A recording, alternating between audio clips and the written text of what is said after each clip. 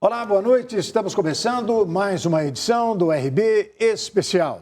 Hoje, conosco, o prefeito da cidade de Santo André, integrante do ABC Paulista, aqui na região metropolitana de São Paulo. O prefeito Paulinho Serra, formado em Economia e Direito. Paulinho Serra tem 46 anos e é filho do advogado Paulo Américo e da médica Regina Helena.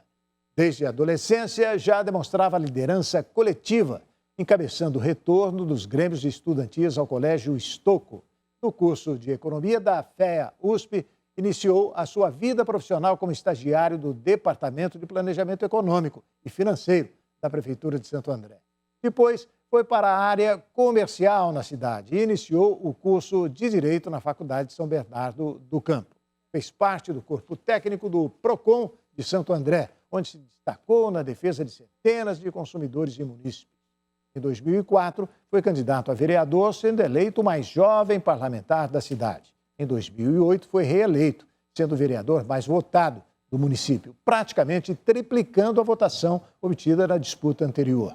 Na eleição de 2016, lançou-se candidato a prefeito e venceu o segundo turno com 78,21% dos votos, exercendo seu primeiro mandato como chefe do Executivo de Santo André. Hoje está aqui conosco, da bancada do RB Especial, prefeito Paulinho. Seja bem-vindo ao nosso programa. Muito obrigado pela sua presença aqui. Obrigado, irmão, pelo convite. A todos os amigos da Rede Brasil, os telespectadores, é um prazer muito grande estar aqui na sua companhia. Perfeito. E para conhecimento, e para conhecermos mais sobre a cidade de Santo André, nós vamos apresentar agora um vídeo, uma reportagem feita daquele importante e progressista município do estado de São Paulo. Com mais de 700 mil habitantes, Santo André é uma das cidades que compõem o ABC Paulista, pela região metropolitana de São Paulo. A cidade, conhecida como a terra-mãe dos paulistas, é tida como a 15ª localidade brasileira mais desenvolvida e a 8ª cidade mais desenvolvida do estado de São Paulo, segundo a ONU. Também está em outro ranking importante. É a 5ª melhor cidade do país para criar os filhos. O nome do município remonta à antiga vila de Santo André da Borda do Campo, que existiu na região do Grande ABC. Esta vila foi fundada por João Ramalho, que se uniu à Índia Bartira, filha do cacique Tibiriçá, da tribo dos Guaianazes. O povoado que viria a constituir a cidade de Santo André surge com a inauguração da estação de trem São Bernardo, da Estrada de Ferro Santos-Jundiaí, em 16 de fevereiro de 1867.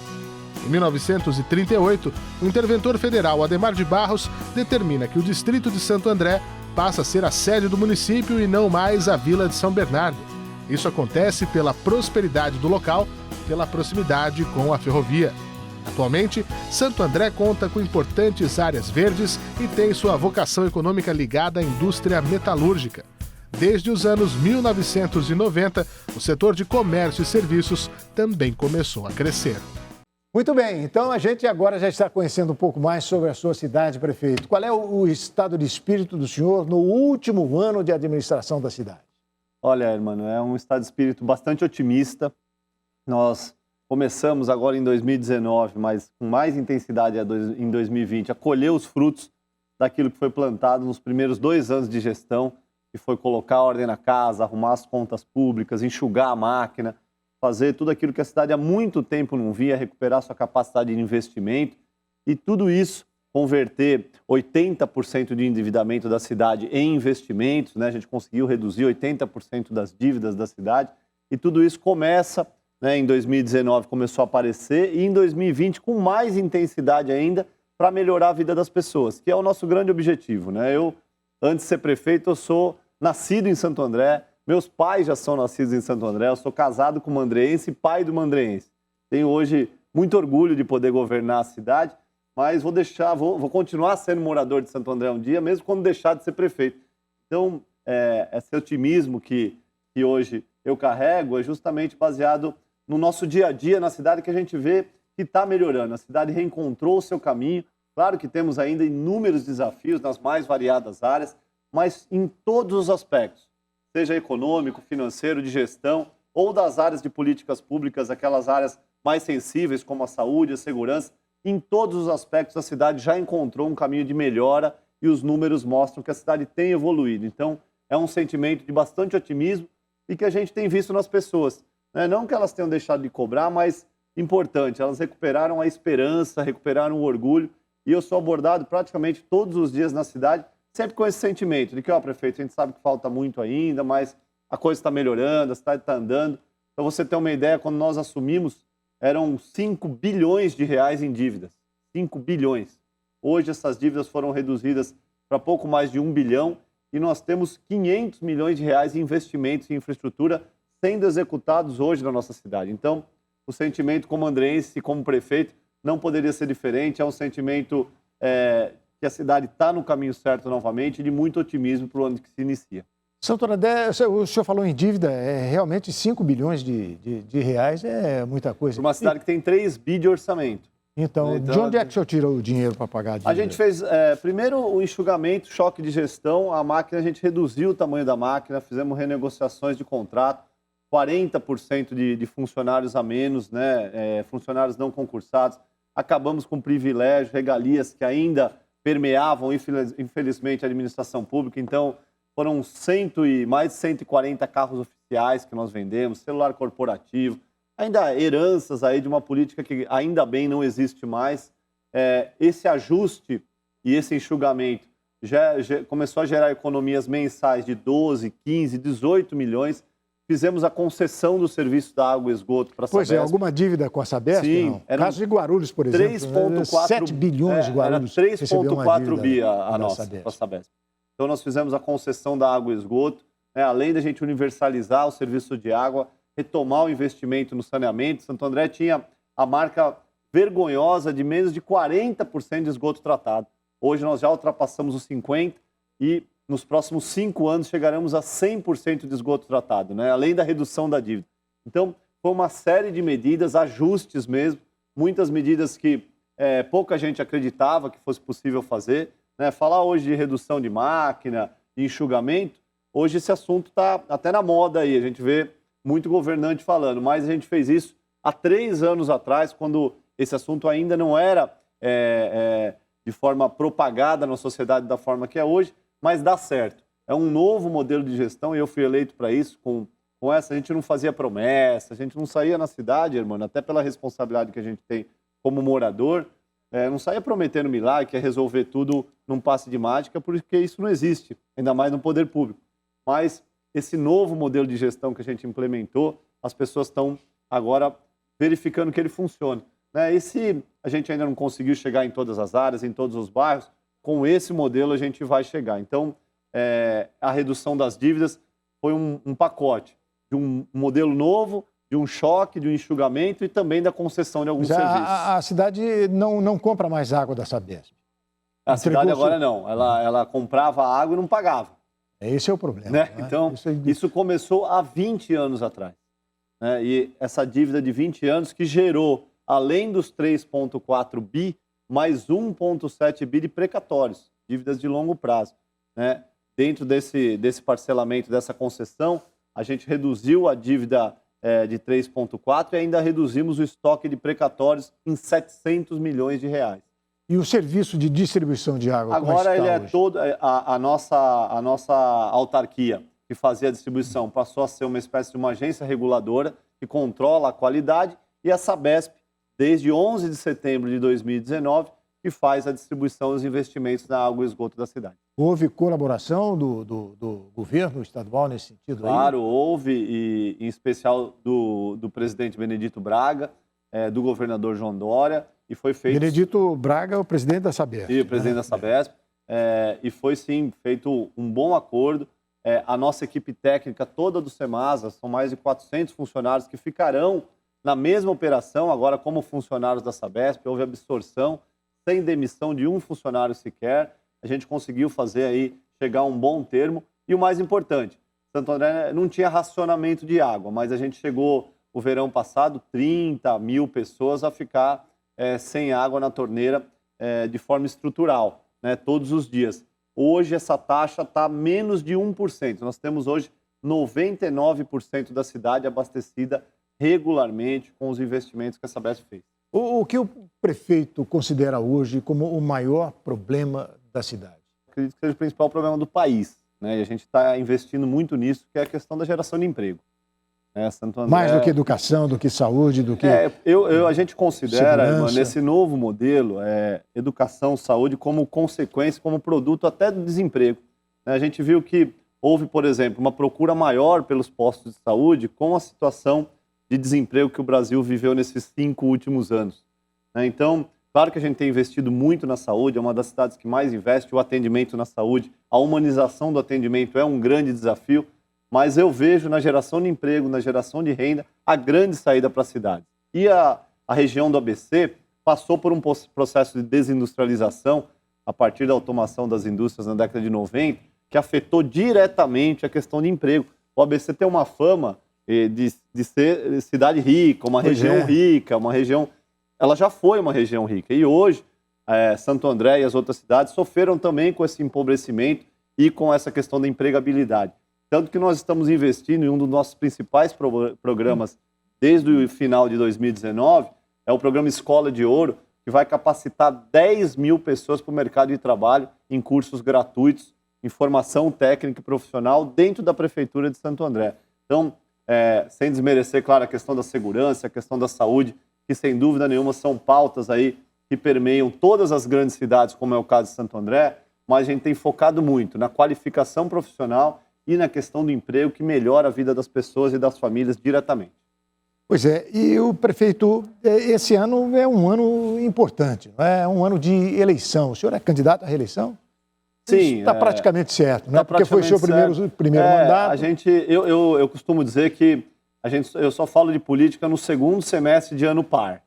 Então, é só no segundo semestre desse ano. Até o meio do ano, que começa o calendário eleitoral originalmente, a gente vai cuidar da gestão e da cidade.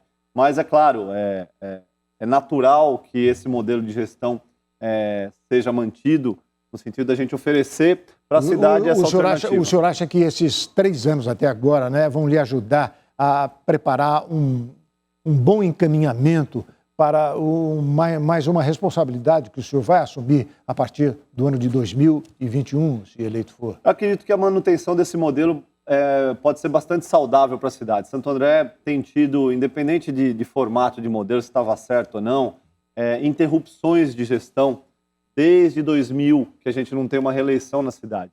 E isso, independente de questão política, partidária, ideológica, foi ruim para a cidade, porque se perde 1, 2 anos, muitas vezes, na gestão, apenas para entender o que estava acontecendo com a gestão passada. Então, a continuidade, a manutenção desse modelo, né, claro que eu dizer isso aqui pode parecer que eu esteja apenas defendendo o modelo que a gente prega, mas eu acho que vai além disso. Acho que a cidade de Santo André merece, precisa de uma continuidade para continuar nesse caminho, de trocar dívida por investimento, de uma gestão mais enxuta, mais transparente, de um prefeito que anda na cidade, vive a cidade como os demais moradores e que tem recebido, como eu disse, o aceite e a simpatia da grande maioria da população. A Câmara de Vereadores ajuda o senhor a administrar? Não? Como é que está lá o PSDB na Câmara? O PSDB em si, nós temos 4 vereadores, mas de uma forma geral nós temos uma base que conta com 14 dos 21. São quantos 21 vereadores. 21 vereadores. Eu tive 8 anos lá no Legislativo, fui vereador mais votado da cidade, fui vereador com alguns que estão ainda na Câmara, e claro que tem uma oposição natural ligada aos partidos mais de esquerda, e a gente respeita bastante, mas de uma forma geral as nossas propostas têm sido aprovadas na Câmara com ampla maioria. Prefeito, o senhor falou aí nos partidos de esquerda, não é? Santo André foi administrada por uma figura importante dentro da estrutura do PT, né? Que foi o prefeito Celso Daniel. Sim. Aquele trauma provocado pela morte de Celso Daniel ainda está presente na história política do município, no comportamento político dos senhores lá?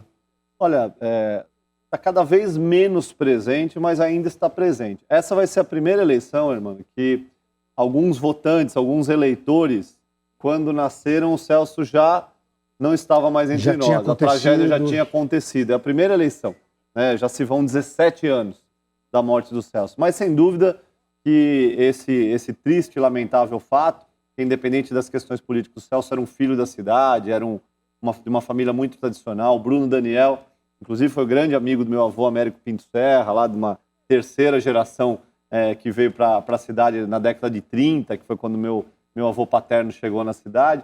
Então, houve sem dúvida uma perda, uma tristeza e teve um aspecto que, a meu ver, foi muito negativo, que fez com que a política fosse um assunto desagradável para o dia a dia do andreense. E quando isso ocorre, não é bom para a cidade e para a sociedade. As pessoas têm que se interessar para a política, participar, cobrar sim, claro, com bom senso, dentro de critérios, mas a participação das pessoas no dia a dia da cidade era essencial. E desde que esse fato ocorreu, a gente vê que houve, sem dúvida nenhuma, um distanciamento.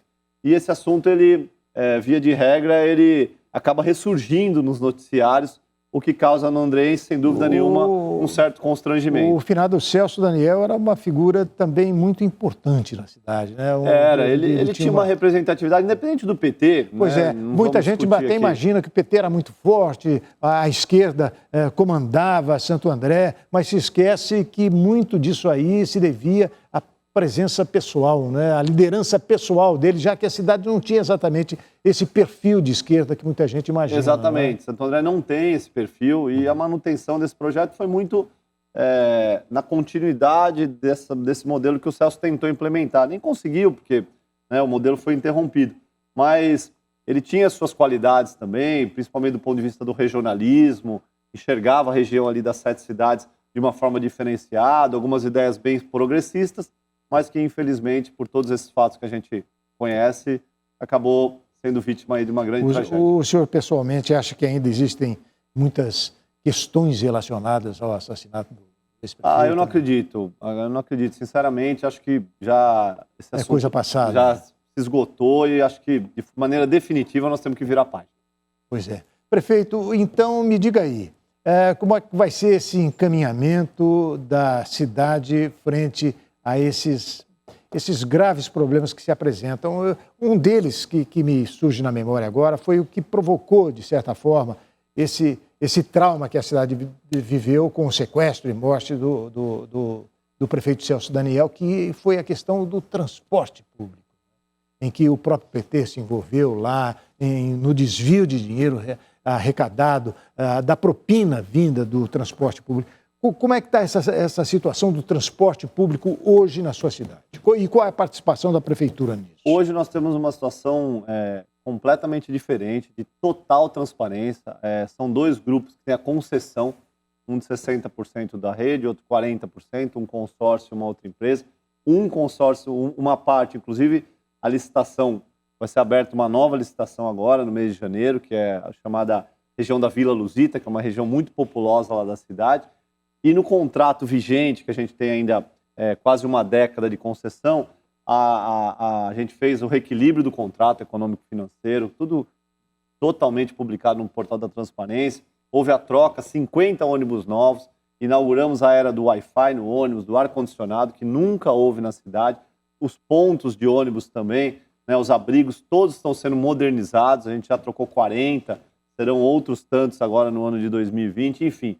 A gente vive um novo momento, claro, a questão do transporte passa por uma mudança também conceitualmente como política pública, com os aplicativos, com essas novas formas de transporte que estão surgindo aí nessa sociedade dinâmica e moderna que a gente vive. E também, irmã, a questão do desemprego acabou afetando a própria manutenção do trabalhador no seu dia a dia. Tem muita gente hoje que deixou de andar de ônibus porque não tem dinheiro para andar de ônibus. Exatamente. Então, isso afetou sim o movimento, mas a qualidade, principalmente a transparência, tem melhorado bastante essa questão do transporte público na cidade. Vamos falar também sobre o preço da passagem de Santo André. Vamos falar também de educação, da questão da saúde pública no município. Vamos continuar a nossa conversa daqui a pouquinho, depois do intervalo. Voltamos já.